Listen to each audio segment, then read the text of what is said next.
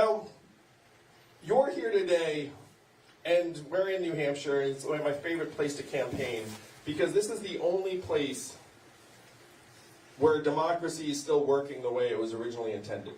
Now, you're a bit spoiled by it, but I did the math. Do you know how many Californians each of you is worth? 1,000 Californians each. So how many people are in this room right now? What's the fire code in this room? And this is a pretty packed room, so I'm going to say maybe 160. It's about right. That's 4 football stadiums worth of Californians. That's the power in this room. That's why I love campaigning here, because you literally have the ability to change the course of history. You're some of the most powerful people in our society today. I know it doesn't feel like it. You're just like living your life. You're seeing a presidential candidate, and you're kind of used to it. But you have almost unparalleled power to change where we head as a country. Donald Trump's our president today because he had a very simple message. He said he was going to make America great again. What did Hillary Clinton say in response? America's already great. Remember that? It has been a long several years, I know, New Hampshire. It's about to end. That response was not the right response. We need to acknowledge the depth and severity and reality of the problems in our communities because they are real. But then we need actual solutions. What were Donald Trump's solutions? Build a wall, turn the clock back, bring the old jobs back. New Hampshire, we have to do the opposite of these things. We have to turn the clock forward. We have to accelerate our economy and society to rise to the real challenges of the 21st century. And we need to evolve in the way we think about ourselves and our work and our value. I am the ideal candidate for this job because the opposite of Donald Trump is an Asian man who likes math. Thank you very much. Thank you, New Hampshire. Thank you, Rochester. You may not know this, but math is an acronym, and what does it stand for? Make America think harder. That's right, New Hampshire. That is your job. It is your job to take this country not left, not right, but forward in 2020, and I know we'll do just that. Let's make history. Thank you all. Let's fight for it. Thank you.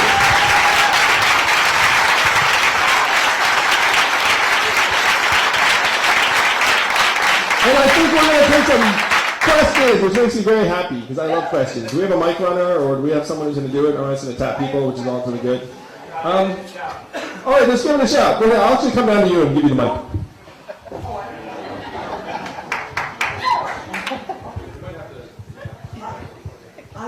I just wanted to know how one New Hampshire voter is equal to 8,000 California. Oh, 1,000. Okay. Sorry. So if you look at the population ratio, it's approximately 30 to 1.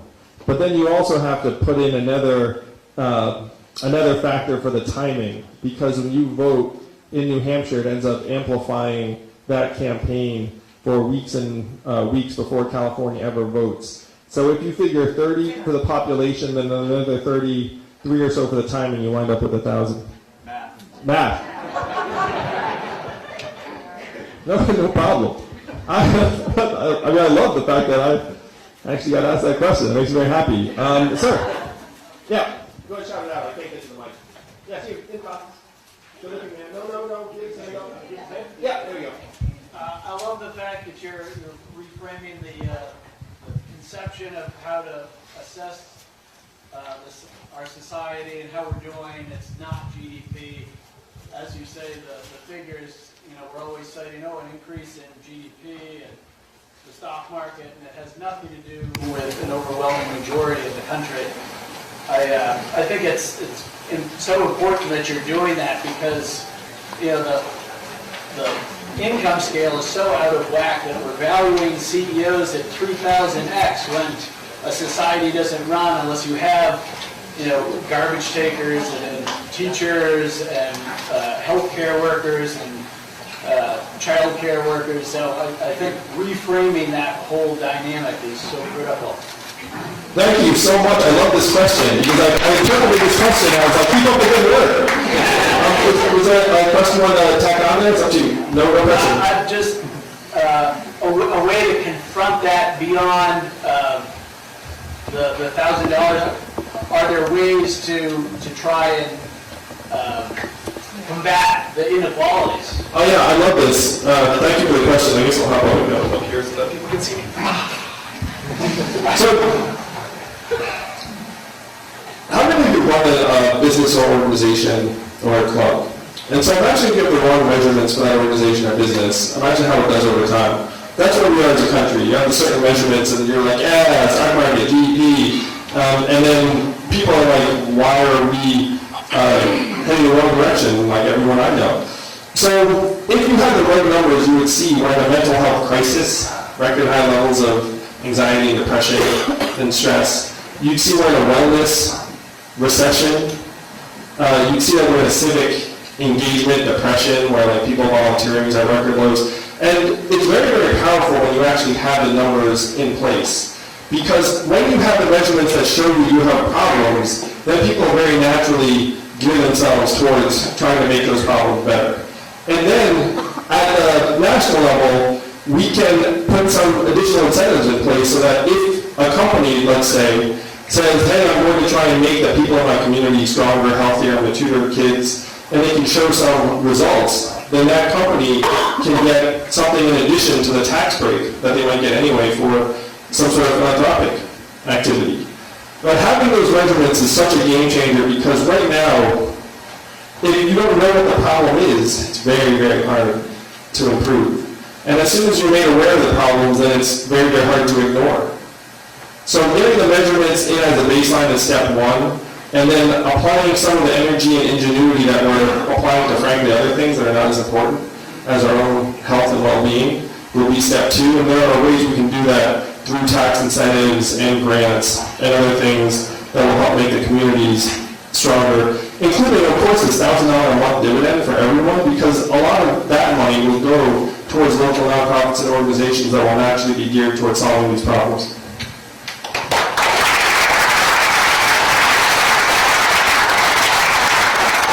Sure. This. Sure. Okay. I'm a sucker for someone in the front row. Not a plan, so I have no idea what you would say. Well, I'm very happy that you are concerned about the welfare of the young and the differently disabled and the vulnerable. I've never heard a candidate talk about how we treat children in the criminal justice system. So the question, if you didn't hear it, was about the treatment of children in the criminal justice system. And the reason why I winced is because as a parent, you know what that means. That there are so many kids that have fallen through the cracks in the United States.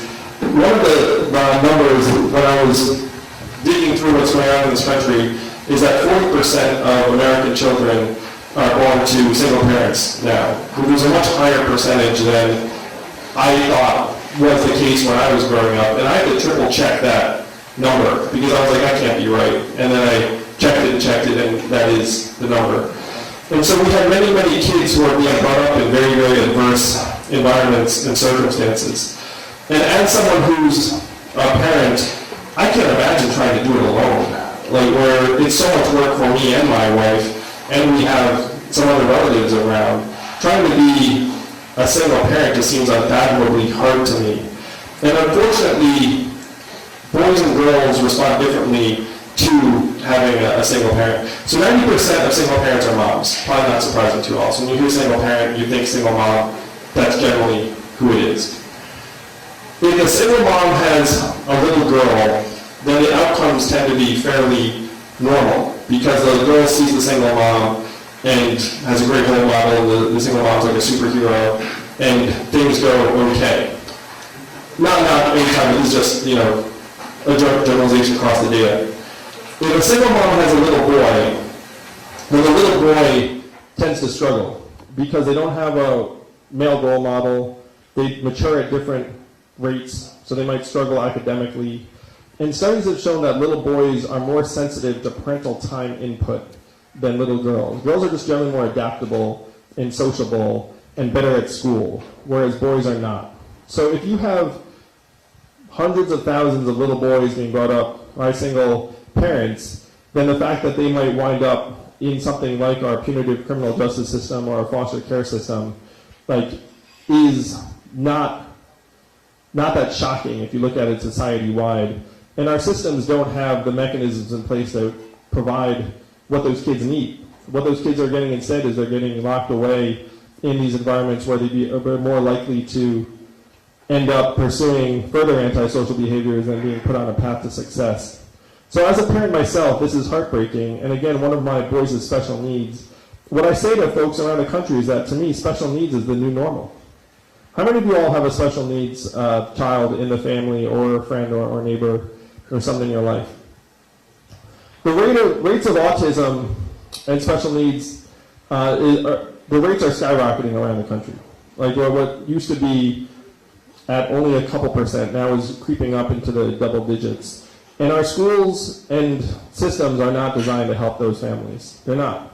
Like, you have a special needs kid who gets brought to that school, the school looks up and says, well, I don't have the staffing necessary, I don't have the requirements necessary. There's an act that says that the federal government is supposed to fund 40% of those teachers and resources in the schools. But it being DC, you're laughing because you know what happens next. They don't. Yeah, they don't. So they fund 15% instead of 40%, and so then the communities are left fending for themselves. And I've already pledged as president, I will go up to 100%. I will take it off the backs of the communities. Because to me this is a national society-wide problem. This is not something that families should have to deal with alone. About at least 3 children, young children's schools are treated as criminals for misbehavior that's because of their immaturity. Young children who commit serious crimes, I'm talking about 11, 12, 13-year-olds, are accused, tried, sentenced, housed as adults. I think that's really shameful. That's what I want to know, why we don't address that. Why we don't change our rules that allow us an in-between between the juvenile system and the adult system. Those children should not be in the adult system, no matter how heinous their crime. So if you can't hear the back, she's saying that an underage person should not be treated as an adult criminal regardless of their action, and I could not agree more. And I will change it so that they are not put in with adults in prison and are treated, as you're saying, in a separate category. Then the other part of her question was that kids in school who misbehave end up getting separated from other kids because the schools tend to not have the resources available. There's so many things I want to do for our kids in schools. Number one, we need to pay teachers more. And that's not a feel-good thing. The data clearly shows that a good teacher is worth his or her weight in gold in terms of improved educational outcomes over the range of kids. So that's easy. Number two, we should have more teachers in the classrooms because the data also shows that having more teachers on a per-student basis is very positive. Number three, we should lighten up on the standardized tests.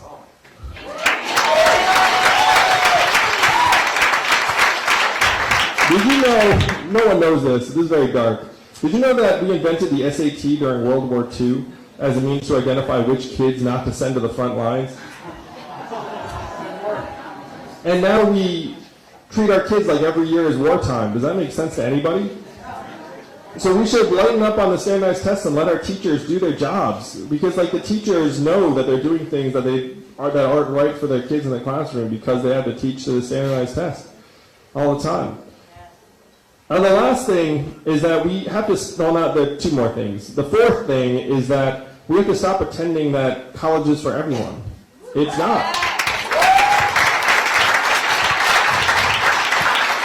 And so we should be investing in technical, vocational, and trade programs at the high school level and putting tons of resources to work for kids who want to do something aside from go to college. Only 6% of American high school students are in technical or trade programs. In Germany, that's 59%. Think about that gulf. So we need to do much more for kids who want to pursue something aside from college. And the last thing is, how many of you all are educators? Since they're always teachers. I love teachers. Good teacher, again. I have kids, public school, like, good teacher is a lifesaver, lifeblood of the community. But if you're a teacher, you know that you can control approximately 35% of that kid's educational outcome, and the other 65% is happening outside of school. That's parental time spent with a kid, income, stress levels in the household, words read to them before they even showed up to school on day one. These are the variables that control 65% of our kids' progress. And so educators are being put in an impossible position where we're like, educate them, and you're like, I can control approximately a third. So what we have to do is we have to work on the other 2/3 by putting resources into the home and the family. So do you think putting $1,000 a month in a household would lower the stress level, maybe make it so that someone has more time to spend with their kids? You put resources into the families and homes, you give our kids a much better chance to learn and the teachers a much better chance to teach. And that is what we can all make happen right now in 2020. I have 2 more questions, they tell me. Miss, with the nice scarf, yeah. Okay. So, being African American woman, I have a deep fear of mass incarceration. I personally seen it affect my family, families that are like mine. So, I haven't really seen you address it tonight. How would you plan on changing the prison system to make it more equal in that? It is terrible what we have allowed to happen in terms of our system of mass incarceration. And I was about to apologize to you on behalf of the country, even though I had absolutely nothing to do with it, because it's deeply wrong, and we all are seeing that more and more. So the things I would do, first off, number one, I would get rid of private prisons altogether.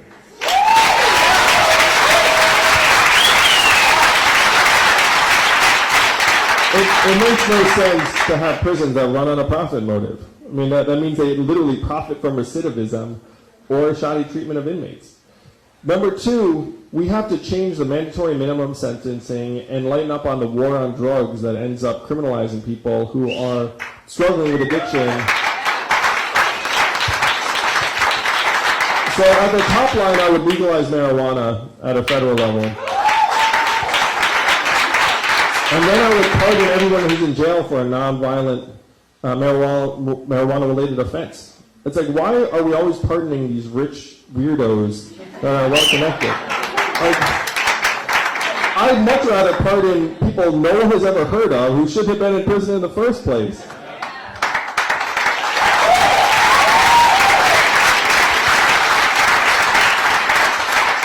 And then we need to try and make our prisons genuinely rehabilitative.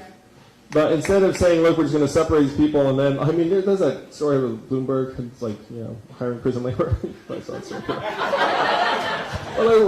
But we need to actually try and create pathways back into the workforce and society for people who are in prison. And I will say this $1,000 a month is going to go very far, because I've talked to people who are coming out of prison, and they say that employers don't want to give them a shot, because if they have a choice, they'll be like, well, the person without the conviction or the record of incarceration will always win. And so the options that people feel like they have when they come out are limited. That at least if you have $1,000 a month waiting for you, then people will be a little happier to see you when you come out, and you have some time to figure it out. And so those are some of the steps I would take, but I'm happy to say that there's a national consensus that we are overly punitive when it comes to our criminal justice system, and we need to move in a very, very different, more human direction. Thank you. I did one more. Is that right? A question on climate. Right here we have a proposed pipeline between Portsmouth and Manchester to carry fracked natural gas with a liquid natural gas tank to be placed in Epping. You went to school in Exeter, you know the geography, the most populated area in our state. Would you oppose that? Fossil fuel is a local ground zero for us on climate. To stop that gas pipeline. You support us in that, please? Let me talk about climate change more broadly, and then I'll talk about it specifically. How many of you are concerned about climate change? Wow. Yeah, that means that you're smart. Because climate change is now bearing down on us, and it's here already. When I was in Portsmouth, there were buildings and homes that were flooding more regularly than they had before. A multi-million-dollar shrimping business had gone to zero because the water had warmed and the shrimp had died. So we need to take big moves to protect ourselves and our communities from climate change. It's very frustrating to me when politicians talk about climate change as something to prevent. It's like we're already on the curve. People are already having their lives and homes destroyed by it. So again, are we going to leave people on their own, or are we going to say, look, this is a national scale problem, and we're going to put the resources to work right now? We can actually save ourselves money if we start investing in making our communities more resilient, because it's cheaper to protect a community than it is to rebuild it after it's been flooded. Now, in that context, what do we do with fossil fuels versus renewable sources of energy? We should stop subsidizing fossil fuels immediately. They're long overdue. They'll make money anyway for at least a while, so we should take the tens of billions that we're putting to work on the fossil fuel companies and move them immediately to wind and solar. And I know this is somewhat controversial, but I believe nuclear energy should be part of the solution too. Other countries that have success with nuclear, and the next generation nuclear reactors have many advantages that the older ones did not. So in this context, if there's a natural gas pipeline, I am not a fan of fracking. I have seen some of the after effects of fracking in communities. And if a community says they don't want a pipeline going through the middle of it, then there should not be a pipeline going through the middle of your communities. Any more fossil fuel infrastructure built that is not absolutely necessary. Again, I would remove all fossil fuel subsidies, and I would not allow new infrastructure built on federal lands. So I'm not a fan of building new pipelines. I don't think that's the solution for the future. It's right here for us. You'll get a lot of votes. You'll get a lot of votes. No.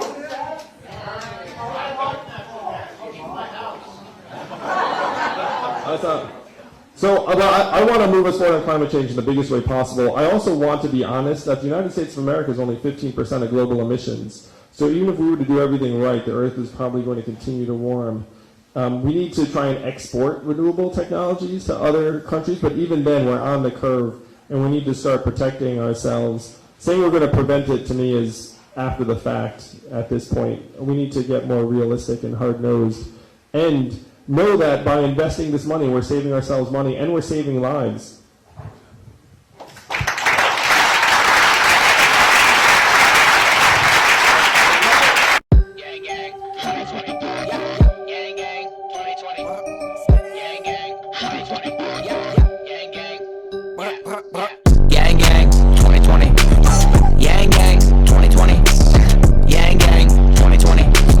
Yang gang, yeah, yeah. Yang gang, 2020.